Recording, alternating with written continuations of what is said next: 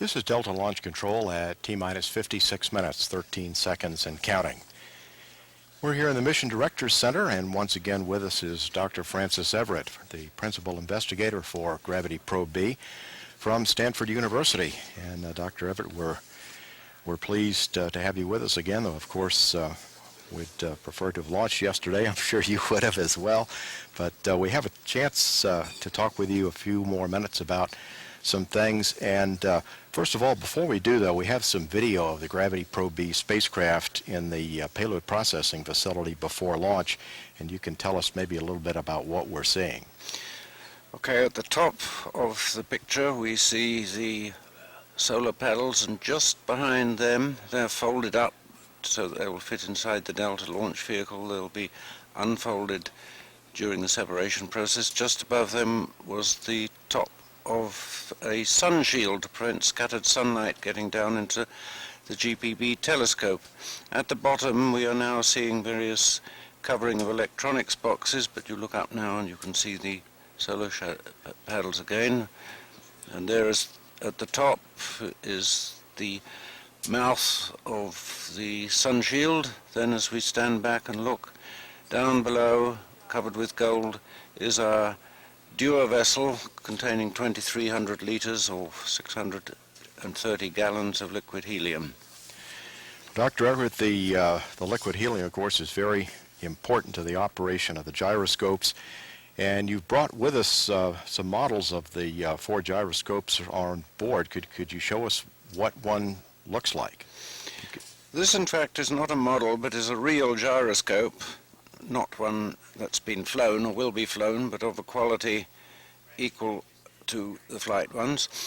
It's a sphere the size of a ping pong ball, and it's round to a little better than a millionth of an inch.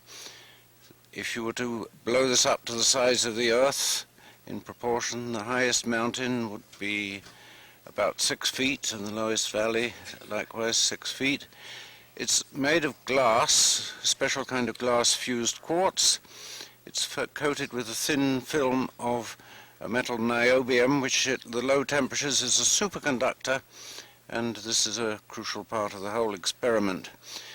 Because the gyroscope is a sphere electrically suspended, spinning at 10,000 RPM, and this gyroscope, when you have a perfectly round, perfectly uniform sphere spinning at that speed, your question is, how do we measure the tilt angle as it changes, and measure it with the extreme precision Gravity Probe B requires. And then the speed that it's rotating is how much? It's rotating at roughly 10,000 RPM, twice the speed of a sports car engine, and comes a little magnet when we spin the superconductor, and that magnet acts as a magnetic pointer. And in about 8 hours we can measure the very tiny angle of 1,000th of an arc second. 1,000th of an arc second is the width of one of your hairs, seen at a distance of 10 miles. Goodness. And are all 4 collecting the same data? Yes, we have 4 gyroscopes. It's not a completely magic number, but the idea of having 4 is certainly you want more than 1. You wouldn't want something to go wrong with the gyroscope and you couldn't tell if you only had 1 whether it was something wrong with Einstein or something wrong with the gyroscope. So we have 4. They're all collecting data from the 2 relativity effects. They spin with a direction of spin at the beginning of the year exactly lined up with the line of sight to our guide star, and they tilt off at a small angle during the course of the year in 2 directions. Now, inside, what would they look like? What do they resemble? These are then placed inside a housing, and let me just sort of make the general statement. We support the gyroscope electrically, we spin it up by means of gas, and we read it out magnetically. All right. So I'm going to show you a inside of a gyro housing. The plastic casing around it is just a small protection. The inside of the gyro housing, which you see here, is all coated with metal. This is half, and then there's another half. You see the three saucer-shaped electrodes, these are places where you apply voltages and you can float the ball in mid-air, or more exactly mid-vacuum. To float it on the ground, you need 700 volts, George, over the 1,000th of an inch gap. But when you get it up into space, you only need about 1/10 of a volt. And this is why we make an enormously more accurate gyroscope through the benefits of operating in space.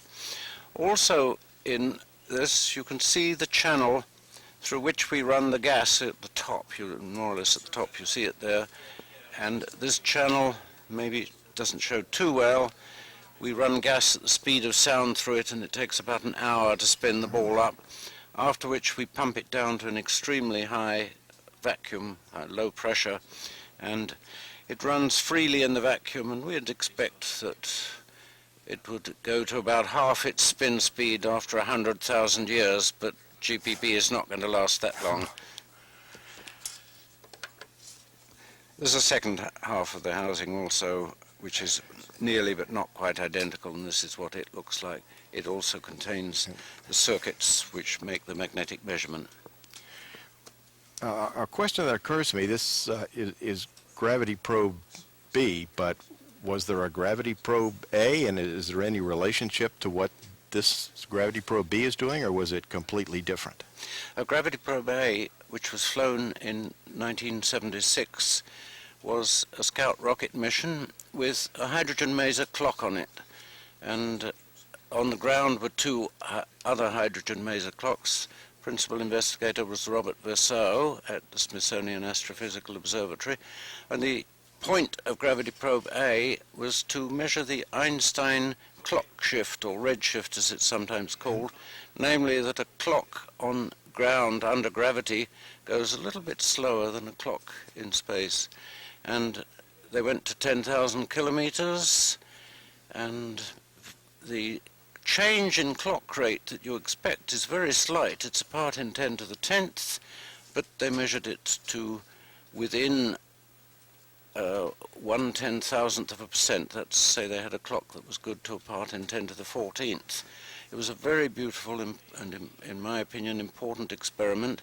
But gravity probe B, the names were set up a long time ago with these two missions being seen as complementary to each other. Of course, we measure different effects, the effects on the gyroscope of two very important consequences of Einstein's theory. Well, thank you once again, Dr. Everitt, and we appreciate an opportunity to actually see one of these gyros look like. It's kind of amazing that with such a huge spacecraft, but yet at the very heart of it is something is not even as big as your hand, is what's going to give us all the science from this over the next year and a half or so. And we're very thrilled to be with you, and thrilled to be in the launch place, ready to go in about 90 minutes, is it? So, well, let's see. We've got 77 minutes, 50 seconds until launch, so it's getting closer. Thank you, for George. coming over, Right. Dr. Everitt. At T-minus 47 minutes now, we have 2 built-in holds remaining. This is Delta Launch Control.